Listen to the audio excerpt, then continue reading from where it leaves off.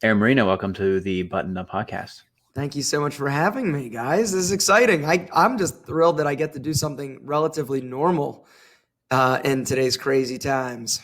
Yeah, so this is like for the log. This is April 2nd for reference for anybody that might be listening in the future here. We'll get this one up earlier than some of the rest of them. We actually have a bunch of guests recorded from the pre-crisis, but we do want to talk about where you're at today. I think it's good to set the stage for people who might not know your whole story, give you kind of a quick rundown of how you went from being a Philly boy to one of the biggest men's YouTubers out there right now. Very cool.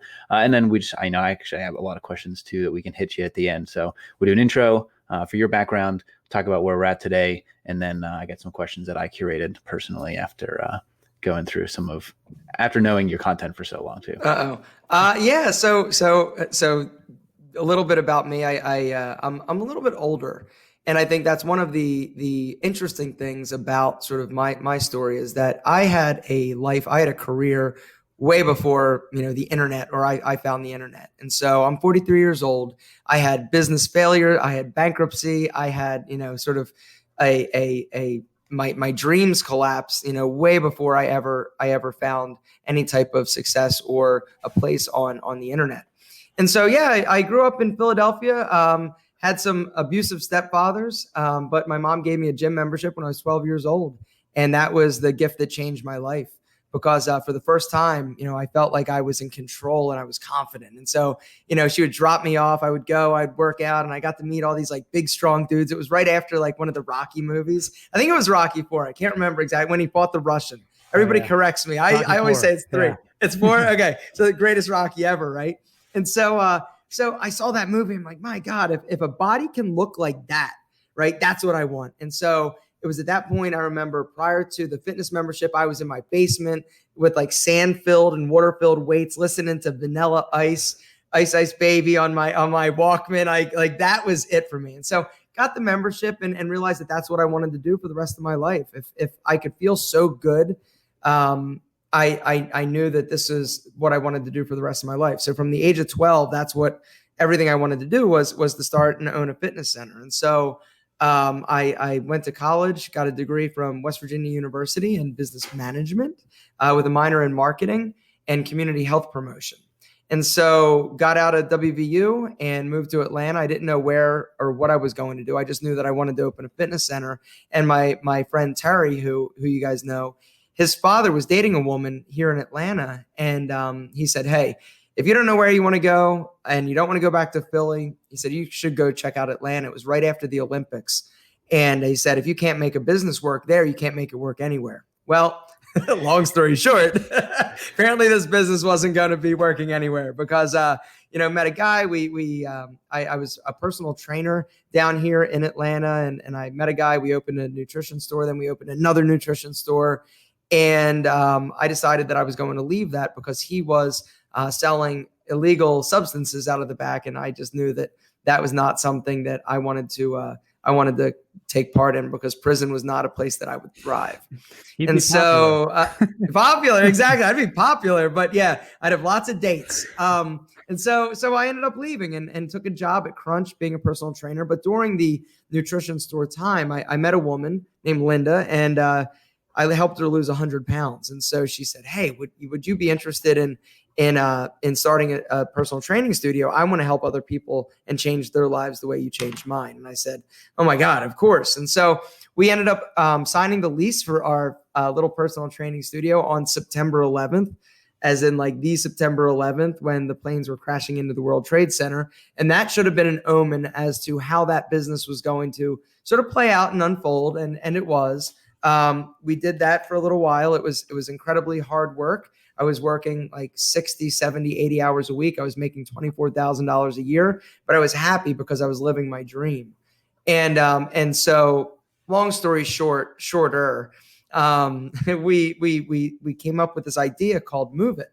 That was a group fitness facility. And it was an amazing idea. It was back in the day when Curves and a lot of these like group fitness franchises, you guys might be too young to remember them, but there were these like group fitness like franchises that were really popular. And we thought, hey, this is how we're going to actually make it. And so we came up with this concept called Move It. It was for, family members to do it together. We had classes for seniors. We had a little class for little kids called Muscle Sprouts. Like, we had like all sorts. The branding was amazing. It was really fun. There was an instructor. It was just, bands and balls and dumbbells. And so we raised some money for that. And then we took a bank loan. We raised like $120,000. And at the time, that might as well have been like $5 million to us. And then we took that money to the bank and got a CD with a little more money. And so all in all, we raised about $137,000 to start this company. Long story short, it didn't work out. One of our investors he started fighting with my business partner. And so all sorts of legal stuff started happening, and we ended up having to shoot the bleeding dog. And at that point, I was driving a beer cart, trying to just put gas in my car. And the hardest part about that time was not that my business failed or that I was broke. It was that I didn't know what my direction was. My entire life's purpose up until this point was simply to own a fitness center. That was it. And when that went away, it was like, well, who am I now?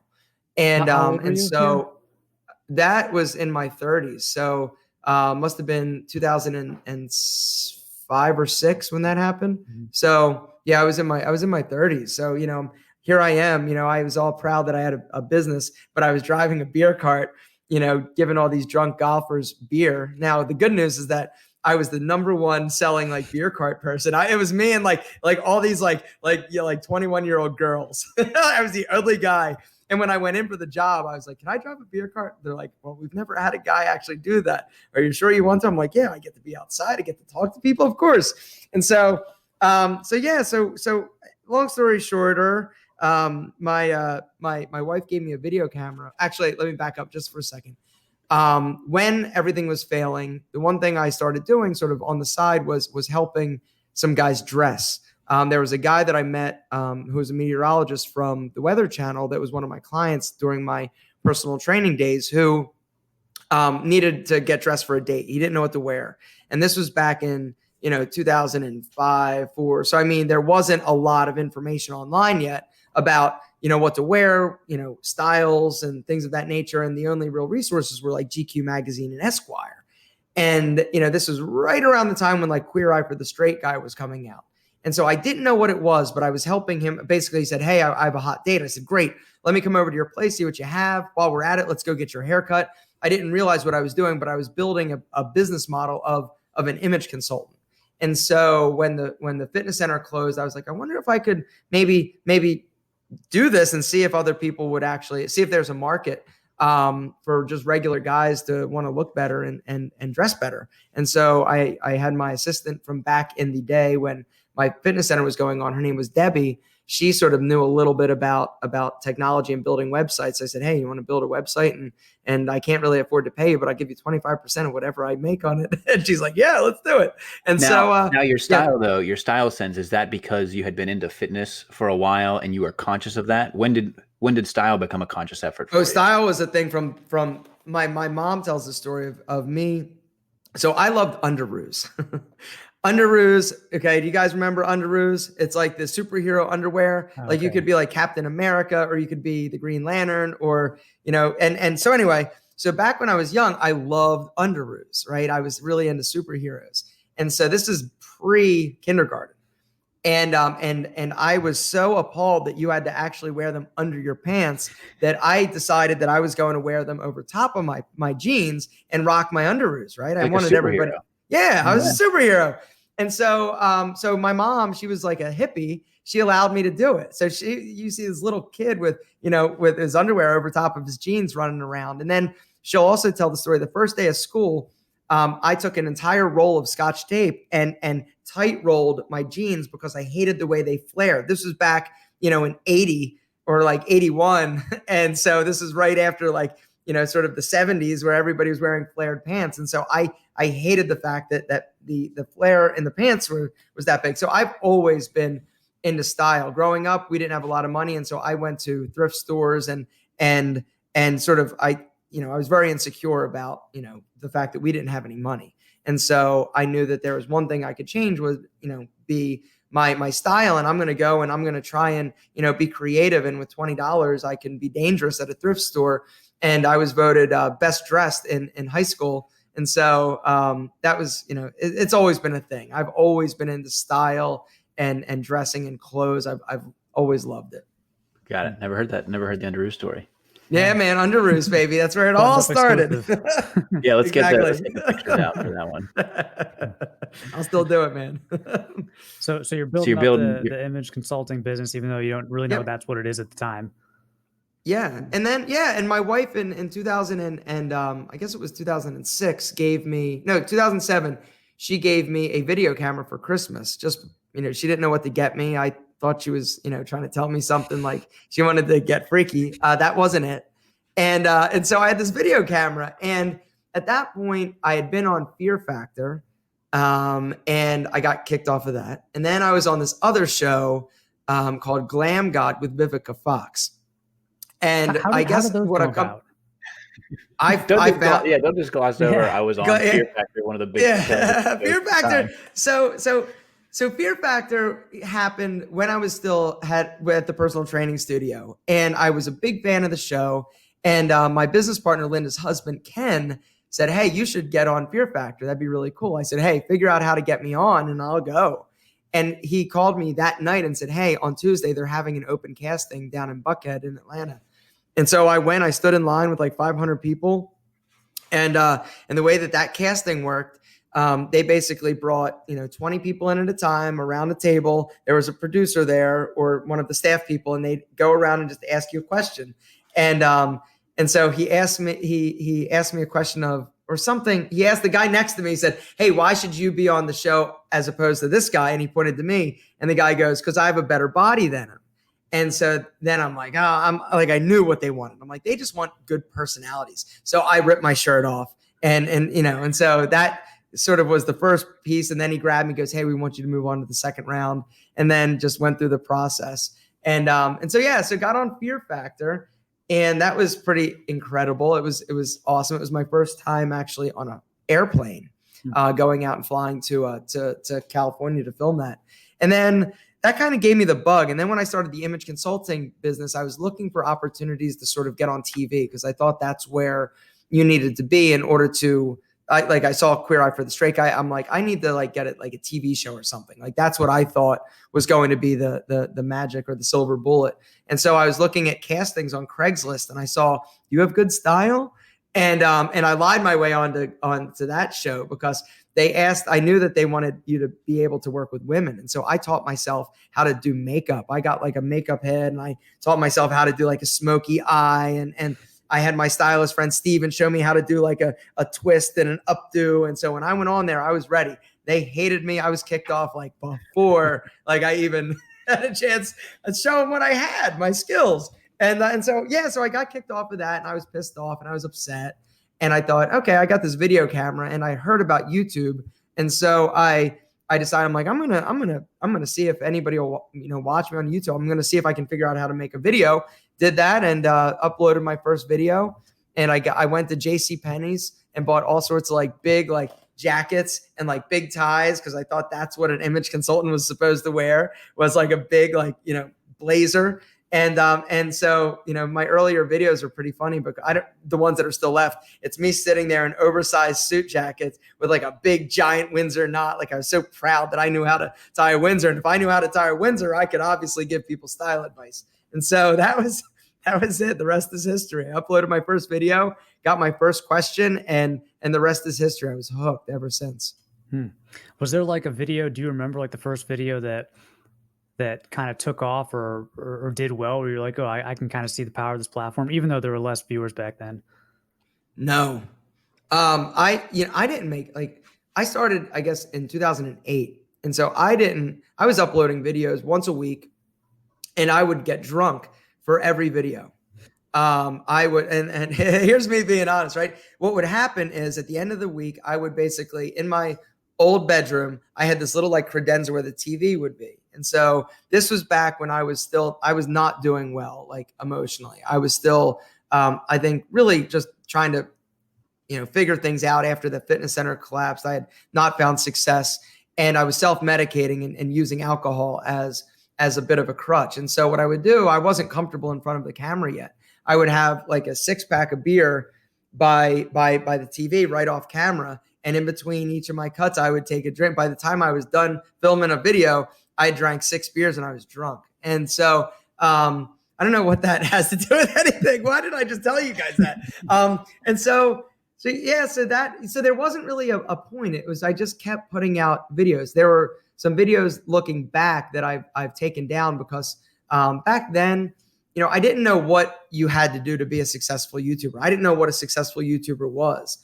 This was back when you had to reach, I think it was 10,000 subscribers in order to be like monetizable and to actually start making money. I didn't have any e-products. I didn't have really anything. I was just making videos. And so literally for like 3 to 4 years, I probably didn't make a penny on YouTube.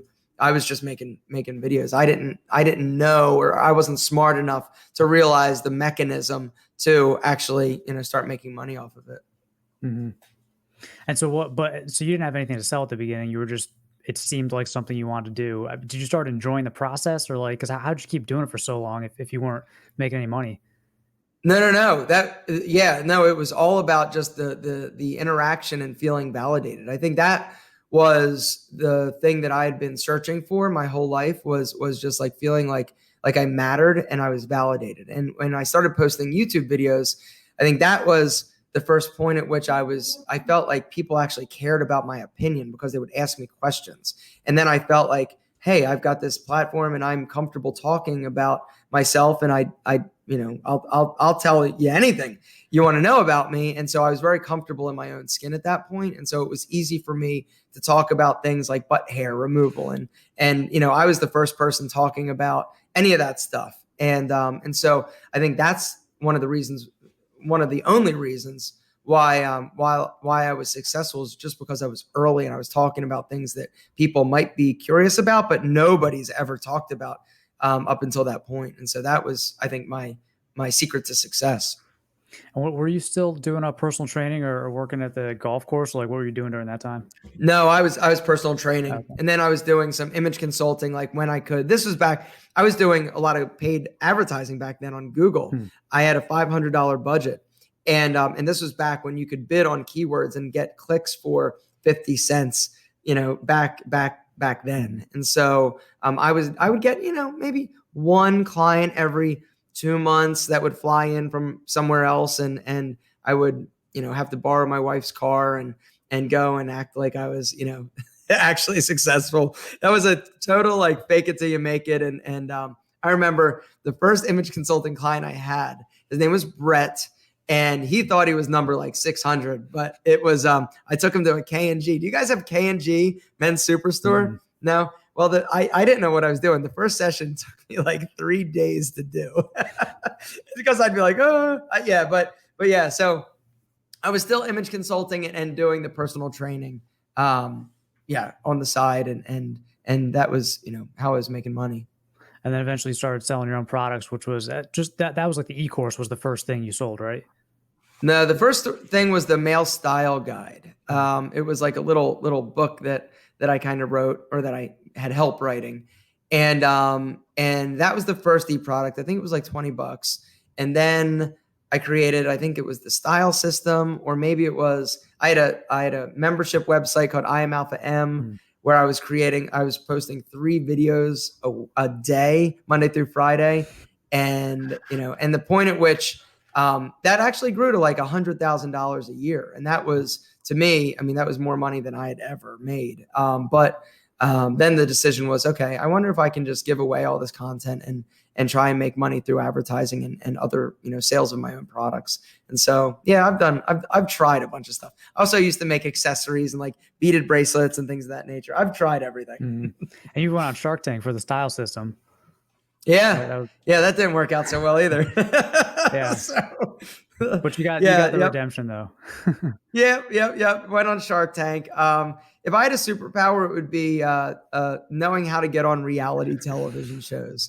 I just know what they're looking for. You take your personality that's normally like, pretty jovial and take it up to like a level 12 and you're perfect. They don't care what you're saying. They just want you to be good TV. Actually, it was funny. I did. I think I told John about this. There was like a reality show. I don't know if it ever went live, but they got in touch with me for casting, and it was about. It was like scrawny to brawny or something like that. And it was Mr. T was going to be like the celebrity personality judge trainer guy, and they wanted like skinny guys that they would take and bulk up and put them through this program. And so I had like the most awkward video call with this random casting lady. I had to like take off my shirt and stuff. And then she said I wasn't skinny enough. Yeah. You're like, I can come down, I can get sick. Yeah, I was like, well, exactly. I've been working out, but like I was stopped for a few months, if I can get on the show. So I don't have that superpower, but that is awesome though. That would be, did that actually end up ever airing? I don't even know if it aired, but yeah, I like the concept. It probably would have been miserable. Like I'm sure they would have put you on like a 3,500 calorie a day diet, and it would have been wrong. Oh yeah, it definitely would have been horrible. That was like the Biggest Loser in reverse before Biggest Loser was Biggest Loser. Exactly. How long ago was that? How long ago? It was like a year ago. Oh, okay. So not long ago. Yeah, it wasn't that long. Mr. T's still around? I didn't even know Mr. T's still around. I guess so. I don't even know like what, they couldn't say what network it was going to go on or anything like that. So, but yeah. That's awesome. Well, I'm sorry, Brock. Yeah. Next time. Google for that one later. So you go on Shark Tank. We know it's a swing and a miss because you sold one style system when it aired. But then I think that's what really, is that what sparked the idea for Pete and Pedro?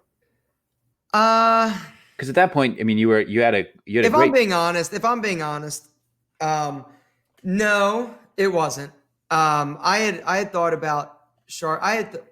Okay. I always say that it is. And I told them it was. No, it wasn't. I just realized that the style system was not the right product, because I envisioned, I'm like, if I'm on Shark Tank, seen by 8 million people, if I can't move this product, I also was not, I don't like information products personally. I don't like selling them. I don't feel comfortable selling them. I'm not good at writing. I'm not a tech savvy person. I'm just not good at that. And so I decided, I'm like, you know what? I'm really not feeling this. What if I actually created like a hair product? And so I went to my friend Steven, who was a hairstylist. And I said, hey, do you know anybody or anywhere like a lab that I could have some manufactured? I knew I wanted to sell a product. I just didn't know what the product was.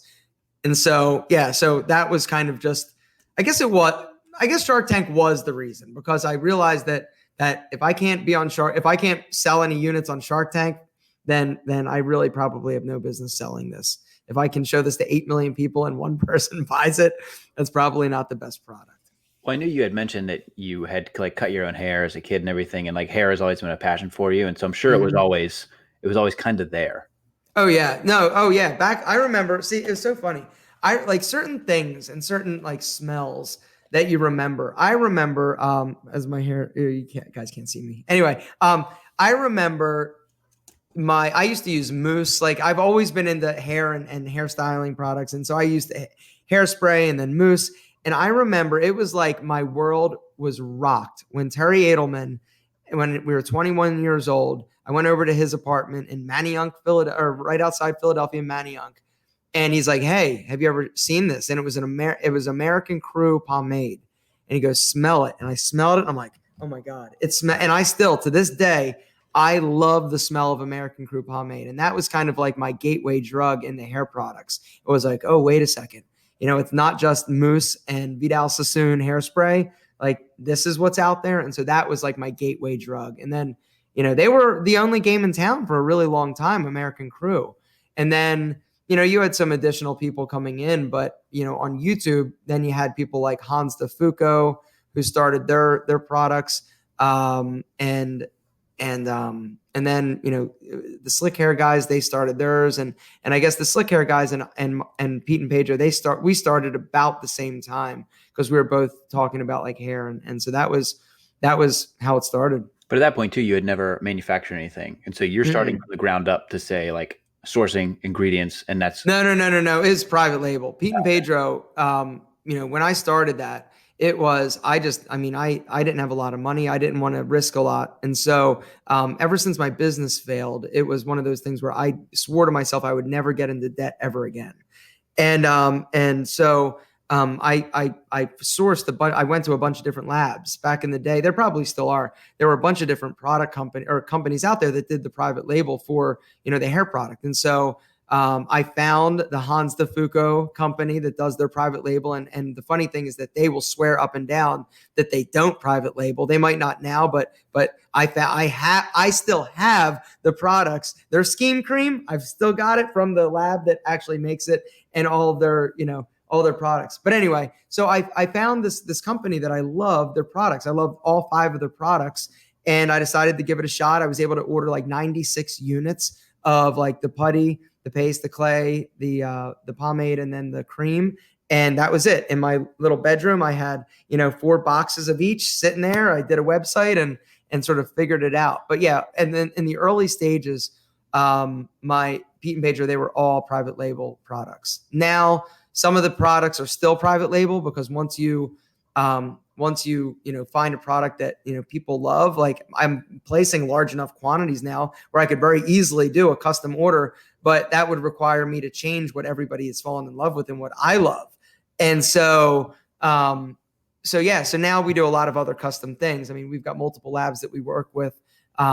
Most of the products that we've come out with in the past, like 2 years, are custom, with the exception of some of the tools and things that we do source over in China. When you first launched that, you launched it to the YouTube audience. Did that exceed your expectations? Did that go about as expected? I had no expectations. I went into that with, let me just see if I can do this. And I didn't know what I didn't know. And so there wasn't an expectation. I didn't know if anybody would buy it. I was thrilled that I would buy it. It was funny because actually, let me grab something. Hold on.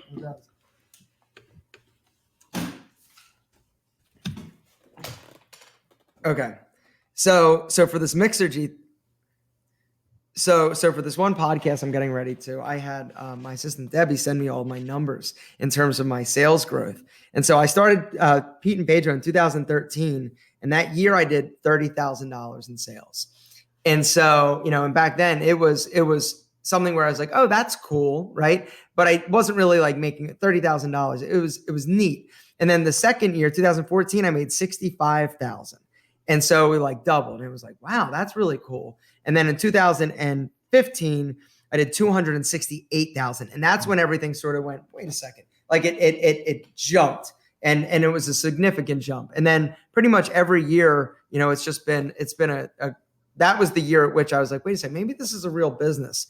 And then 2017, that was the year where, we went well over 6 or 7 figures, and it started to really sort of take off from there. But yeah, it's been since 2013. So it's been a while, but it's been really exciting to see it grow. And at first when I started, it was kind of like my stepchild. And now as it's continued to, grow, and I've hired people to actually help me that are better doing what I should have been doing that I just am not suited for and don't have any business doing, that's when that really kind of started to take it. It started to scale and escalate, pretty quickly from there as well. So when it sounds like around that time too. So 13 then was Pete and Pedro. And then at what point do you get connected with the Tiege guy? Well, before that though, there's Terry and Getting Influential started, and your relationship with Antonio. And then there's Tiege. And so you have this, it all seems to happen right around, as you start to grab onto some success around YouTube. Yep, exactly. It was, so Terry, I can't remember, I'm really bad with dates. Terry has been, as you guys know, he's my best friend from high school. I mean, he and I go way back, and around that point on YouTube, it must have been, hang on, I can tell you, you can edit. Do you guys edit this at all? Or yeah. No? Yeah, we just do editing. Hold on. I'm going to tell you right now. I'm going to go back to my commission report for him. Okay. So it was it looks like 2016 was our first year that I was working. It might've been 2015 that I was ended up working with, where are we? Working with Terry, and he would come to my family reunion every year in the summer down in Atlantic City. And he had been in car sales, and he was the first friend of mine that he went to college, but then he left college like 2 years into it. And he started working in the auto industry, selling cars. And he was the first person I knew that was making over $100,000. and he was like 23 years old. And so it was like, whoa, that was crazy back then. And so he was very successful in car sales because he can talk. It's what he does. Him and his brother, both Brian, they talk. That's what they're good at, right? They're just great. They're incredible salesmen. Like certain people just have it and they have it. And so it was at, I guess, about 2015 or 16, I was getting inundated by people saying, hey, we want you to, do a promotion for our brand or talk about our products. And I would just send them a media kit. I had a media kit made. I would never follow up. It was like, here it is. Here's my services. If you want it, come and get it. And so I saw Terry, and he was in a transitional point as well. He was sick of working, so much, and the car industry will eat you alive in terms of your soul. And I said to him, I knew he was sort of in between jobs. And I said, hey, you think you could sell my advertising for me? And he said, yeah, I'd be willing to give it a try. And so I said, well, how much do you need to make? And he's like, I need to make $5,000 a month. I said, okay, I'll pay $3,000 or I'll pay $5,000 for 3 months. If it doesn't work after 3 months, then we got to just shake hands and this be over. And he came down to Atlanta. I sort of showed him what I was doing. I gave him some emails, and it was instant that he took to this. Like it was his calling. And so it was very successful right off the bat. And then Antonio, a good friend of ours, I said to him, man, I hired the sales guy. It's been ridiculous. And he said, well, will he sell for me as well? I said, yeah, probably. And then that was the idea of, okay, well, hey, since we're doing these brand deals, these companies have more money to spend. Let's help them spend it with this network of people that Antonio and I had come to meet over the years, like you guys. And so that was sort of, that was an epiphany moment. And then I would say probably, I think it was 2016, I guess it was. Later in 2016, I met Rob and Kelly actually reached out to me to see about me doing promotions for Tiege version 1, which was they were selling other people's like Jack Black moisturizer. They were selling Billy Gel. Like they were selling other people's grooming products in a box. It's like a Birchbox type thing almost. Yeah, it wasn't Birchbox. Birchbox was more like sampley. This was like real, like for $75, you got a box and you got your moisturizer, you got like a deodorant, and you got something else. It wasn't a subscription. It was just like a one-off box. Okay. And so they reached out and said, hey, would you be interested in promoting it? And Terry negotiated an 8-video promotional deal with them. But when we were on the phone, that first call, he said, well, what do you think of the business? I said, if I'm being honest with you, I said, I think it's a who cares business. You can go on Amazon and buy any of this stuff. You can go to the grooming lounge. It doesn't really do anything. What really should happen is you need to develop your own products, have a system, have a card, instructions, and instead of you paying me to do your promotions, why don't you partner with me and let's do something really cool. And so that's kind of how that worked and happened. And as a result, I said to Terry, I said, hey man, I'm sorry that I'm going to do this. We passed on 8 videos. And so I ended up giving him 25% of my equity in Tiege Hanley. And this was before we knew if Tiege would be successful. I just said, I'll tell you what, here it is. Like, I'm just going to give you this. If it works, it works. I just took food out of your mouth because I want to try this. And so if it works, we'll be successful together. Well, and I don't think you would have had that. You wouldn't have been able to say, do this and source all this if you hadn't gone through the Pete and Pedro thing, right? It's like, if you didn't have that product, like it all like rolls up onto itself. Yeah. Yeah, no, absolutely. Everything's been, I am not that smart. What I am is I'm an opportunist. I also, I need to screw things up the way I am and the way that my brain works. I can't just learn from other people. I don't read books. I have to go through it. I've got to try something, and then I've got to fail on my face, or I've got to be successful. And then that is the way that I learn. And so I'm somebody who needs to be immersed in the process in order to figure it out. And unfortunately, I wish I was smarter and could learn, from other people. That would save a lot of pain. but it's like, how do you know not to drink and drive? You got a DUI. Yeah. Well, when this was the first time you went in as a co-founder with partners, it seems like this was a fundamentally different business than Pete and Pedro, because it was like you were going big, I guess. It wasn't like a a mom and pop type thing. We're now Pete and Pedro is different, but back then at least it seems like Tiege was a different play. Absolutely. Tiege was a different play. I mean, Tiege Hanley, I think we started that business. $250,000 is what we started. And we've never taken any money. We have no debt or anything like that on the business. That from day one, the idea was this could be big. Let's go big. And so with that, I realized that I'm just not good at certain things. And in order for me to grow anything to this magnitude, I needed people that were smarter than me. And so, Kelly is a super smart, savvy business person who's very well connected. And Rob he brought, a lot to the table in the early days in terms of technology, and brand building and just, so it's been a really good partnership. We all respect each other very much, and we all sort of have our sweet spot that we are experts in, and we let everybody kind of do their job. So this actually, I'll take this from one of the questions I had for later, but this is a perfect time to ask it. That is a level of humility that most men don't have. Where does that come from, to recognize that you're not good at something and say, I need to have this other thing happen in order for the success to be a part of it? I don't know. It probably comes from being raised by a woman. Okay. I mean, it's, communication. I think probably for me, my mom, like I said, was a hippie. I was in therapy at the age of 3. My parents were getting divorced. And so from a very young age, I got very used to, we were on welfare. And one of the programs that welfare offered was therapy for children of divorced parents. And so, so from like the age of 3, literally I was conditioned and sort of encouraged to just communicate and talk. And it's okay to admit when you're struggling with something. It's also okay to admit when you're not good at something. And so back, fast forward a few years, until, one of the downsides to, growing up in a sort of tumult, you say the word tumultuous. Yes. Thank you. Family life was that I sort of lost the ability to stand up for myself. And so when I went away to college, I was very angry. I was pissed at my mom. I was just very upset because I lost the ability to sort of stand up for myself.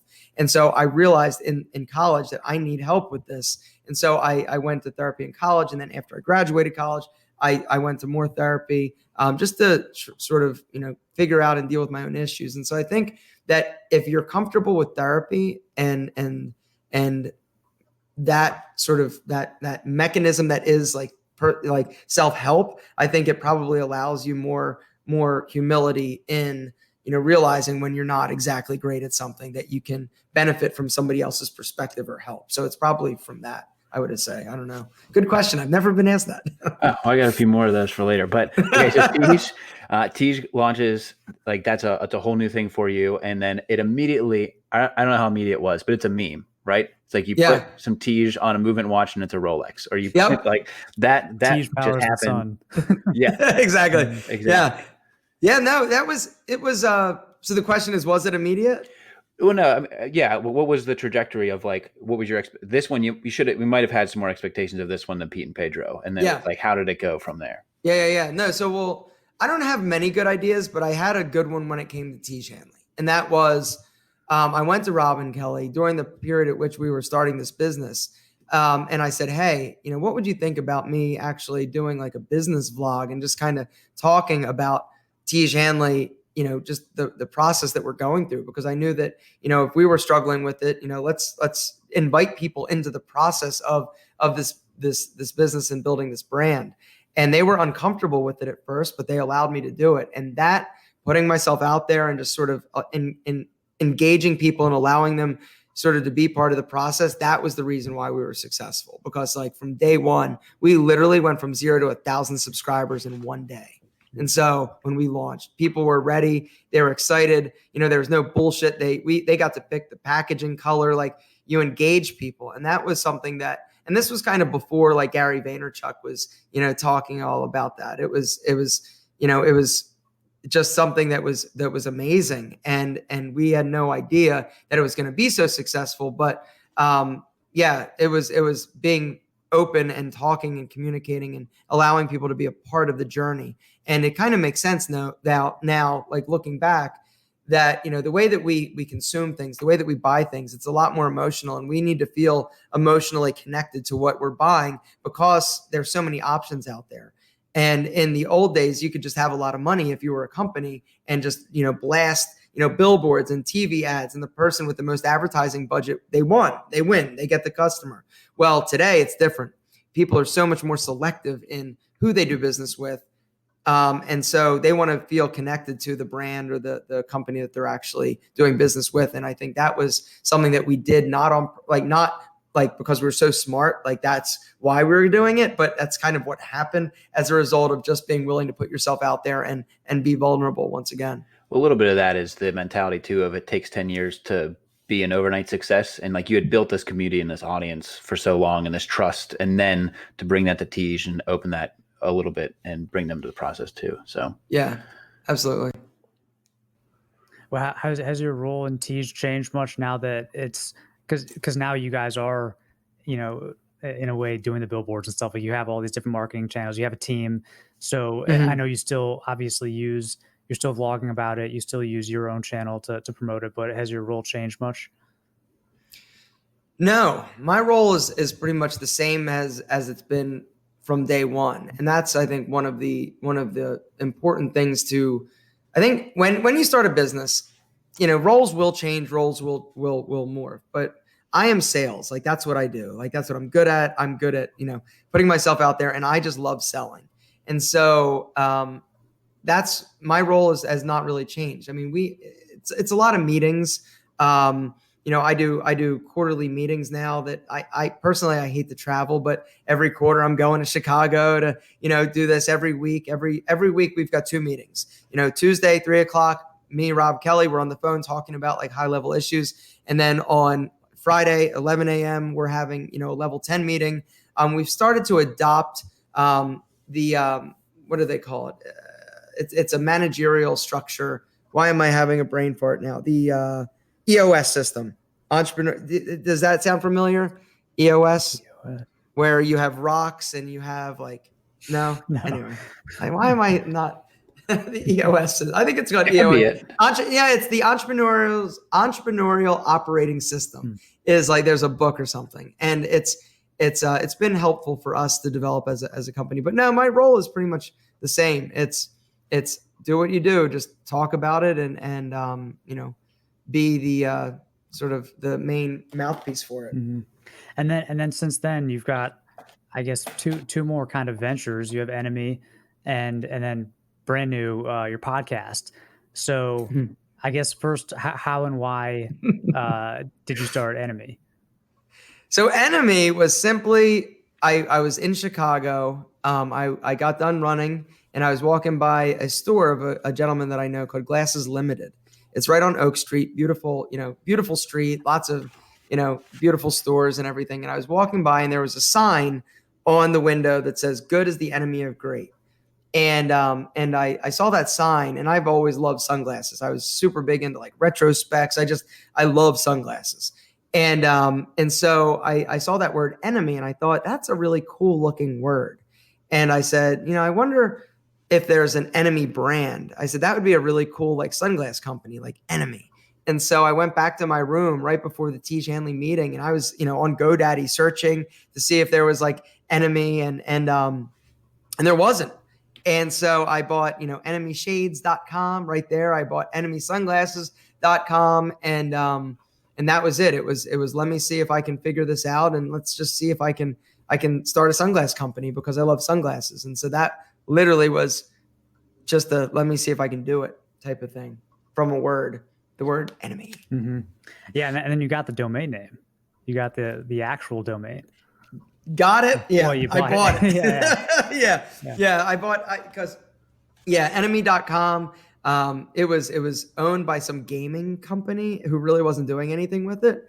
And so we approached them and said, hey, would you be interested in selling it? And they were, and so bought it. Nice.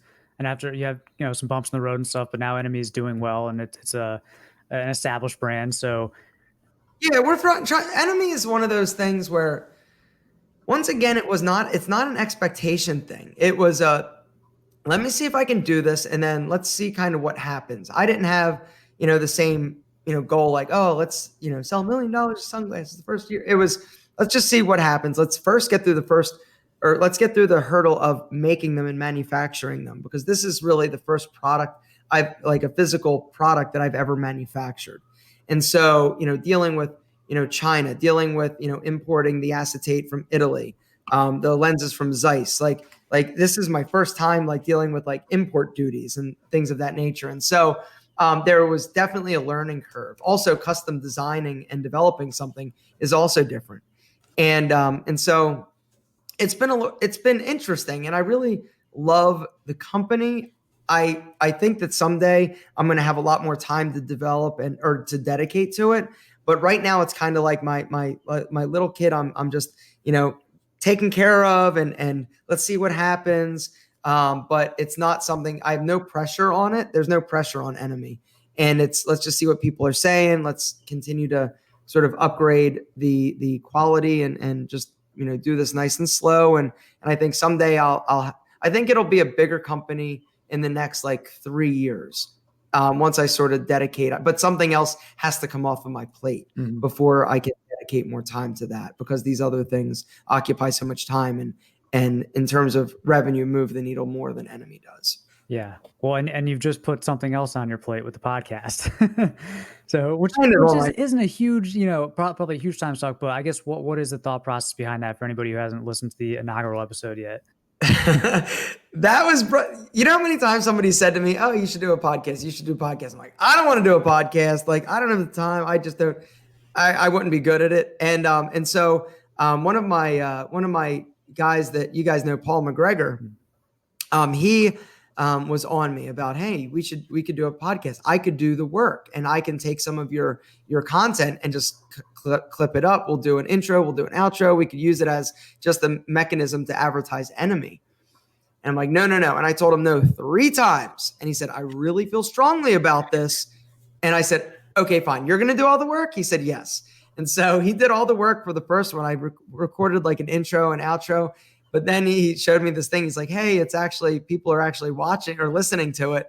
And so then the second one, I was like, oh, really? Okay. Well, then like, let me try another format. Let me do some Q&As. And so, so that's a work in progress and just trying to kind of figure it out. But, it scares me. And so whenever something scares me, I know that it's probably the right decision to keep going a little bit, just because I get comfortable and I like what I'm good at, and YouTube I don't trust. And so not that having a podcast for me, I think would ever outpace my YouTube, but I think that in today's world, things are so crazy that you might as well just, pull the thread and see, what happens. And if it, ends up unwinding, and, maybe go with it a little bit more. Yeah, because I know through the Tiege vlogs, it seems like a year ago, that was when you had really started to consciously say that you were worried about what's going on with YouTube and that as a platform. And then you doubled down on Instagram. And it seems like you're now more open to exploring, not just YouTube.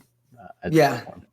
No, it is. I'm a late adopter to everything. The only thing that I was early on is YouTube. That's the only thing. Everything else, I resist technology. I resist change. There's that curve of, the early adopters, the late adopters. I'm like my grandmother when it comes to technology. And so, yeah, it was definitely something now where I know that I need to push myself a little bit. The Instagram thing was something somebody else actually got my Instagram account for me and said, hey, you're going to need this. I got your name because you're not going to be able to get this in another few months. And I'm like, okay, I'm not going to post any pictures. That's so stupid. Who looks at pictures? And so, and then I ended up hiring somebody to help me. Paul helps me with my my Instagram Enemy, and he also helps do some other things for me as well.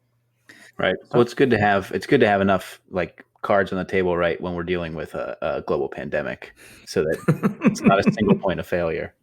Exactly. That's true. But how do you, when you get up, I know you have like a morning routine, but I mean, how do you figure out how to ration out your time in a given week with all these different projects? Oh, no, every day is the same. the number one thing I have to do is make a YouTube video. That's my number one priority Monday through Friday. And then it's about mixing in all the other stuff around that.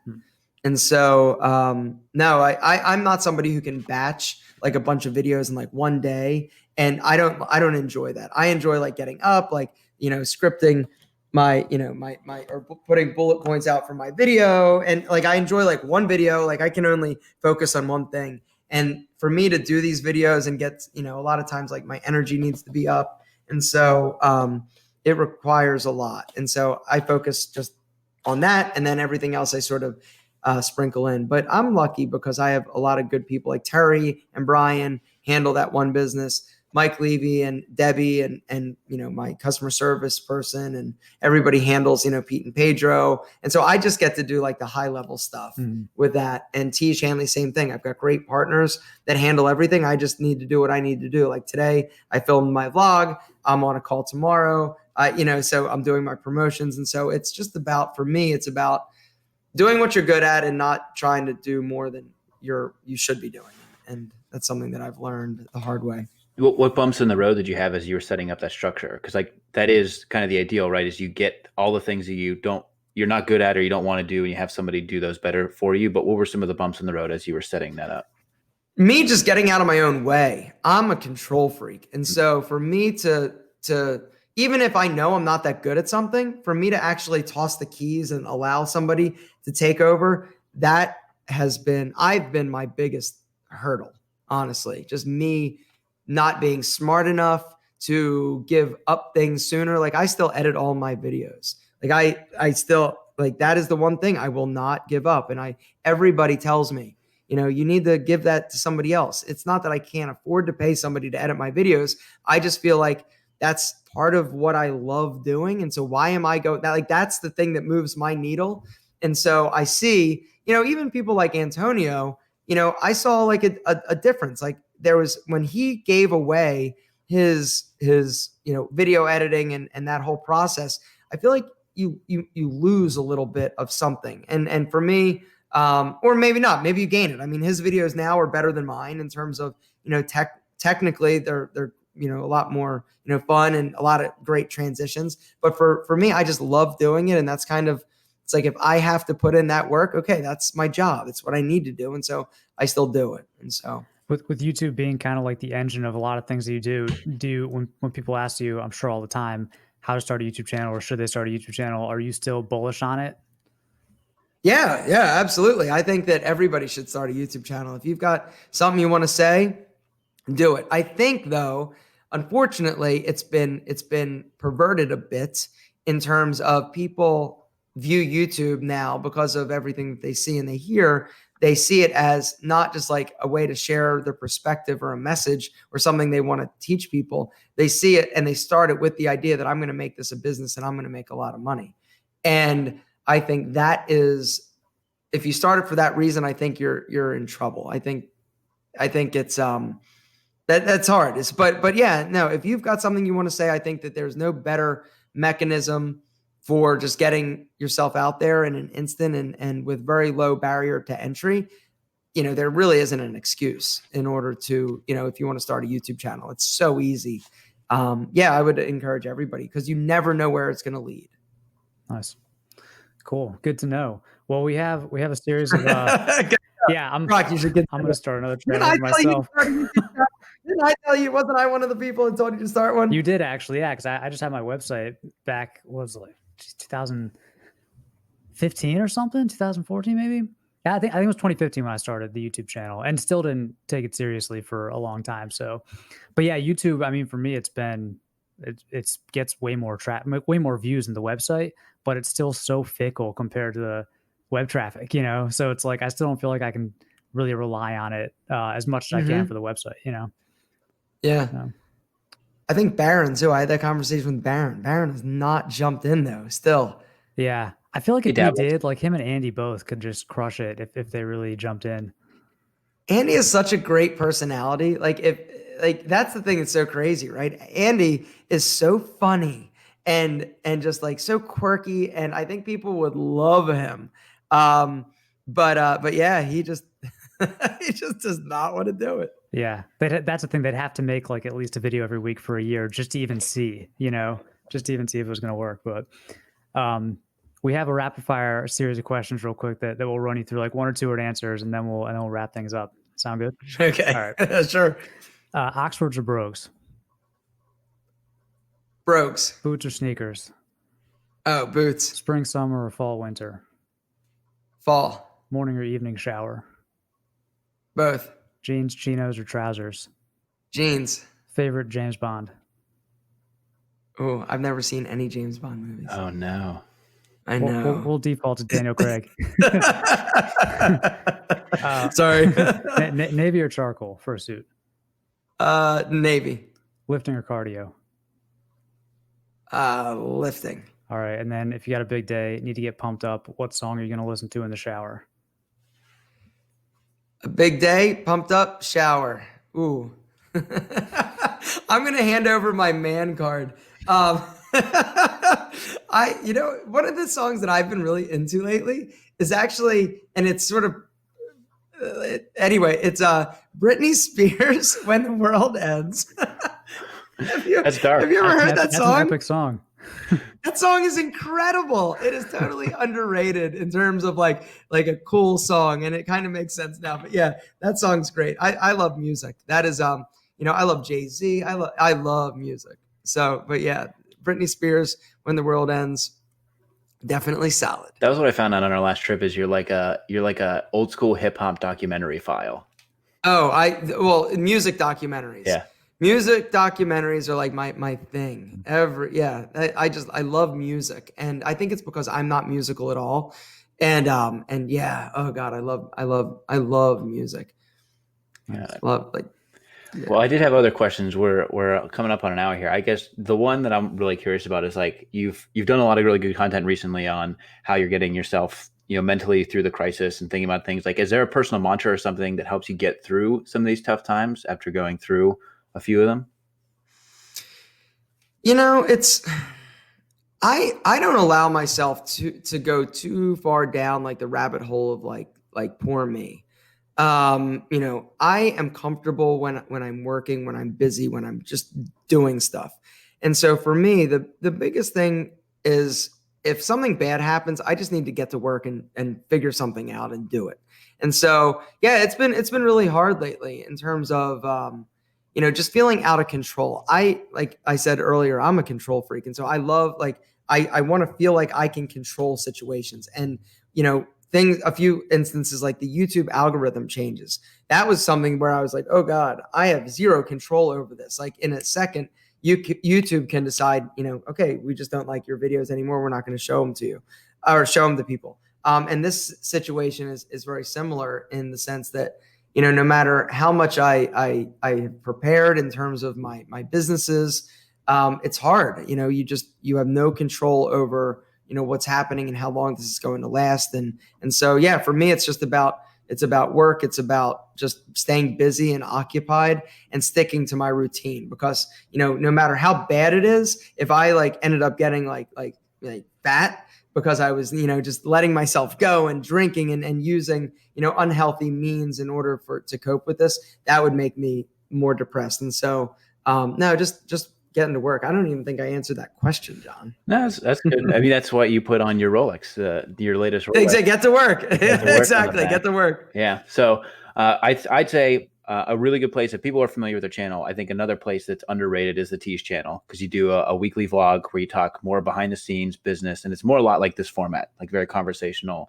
And that's where I definitely find myself going. And then also make sure subscribe to the new podcast, because you actually did a whole Q&A session where you did some really good stuff. You talked about your insecurities. You talked about, reading and all that stuff. And I thought that was a really good episode. And so for more Air Marino, it's pretty easy to find you on the internet. This week's Tiege vlog, I kind of got a little tangent-y because there was a comment on my Instagram yesterday, just for reference. Today, like you said, is April 2nd. Yesterday was April Fool's.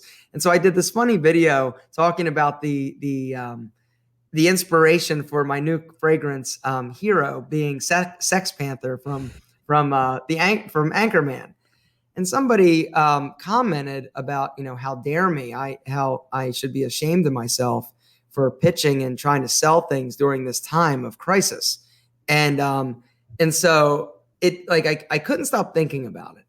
And it was something where I wanted to address it on the vlog. And so I go into some it's how do you handle a situation like that? I think there's a difference between being a predator and selling hand sanitizer for $50. But I mean, this is a war. Everybody is fighting for their life. And I'm not going to apologize for a second to try to, for me trying to keep my businesses going and alive that I've worked and killed myself in order to build. It's not like I'm saying, hey, buy this versus food. But, and so it struck me though, because I realized that there is it is a fine line. I mean, I've never faced anything like this in terms of a global pandemic. And how do you balance being sensitive to the fact that some real bad stuff is happening and still trying to, maintain, your business and keep it afloat so that you don't have to go under. And so we dive into that a little bit. Aaron, haven't you learned your lesson that you're not funny after the Movement Watch video? Yeah, I know. I can't do anything. Yeah, exactly. I'm not funny. Apparently, my sense of humor is not the same as everybody else's. The internet will pervert anything. That's true. Exactly. Yeah. Well, it's great to have you on, Aaron. Everybody should know where to find you. Definitely check out the new podcast. It was top 3 business podcast. I caught that on the charts the other day. Very cool. Keep up with your frequent uploads. All right, guys. Thank you so much for having me. It was fun. All right. I'll just stop it.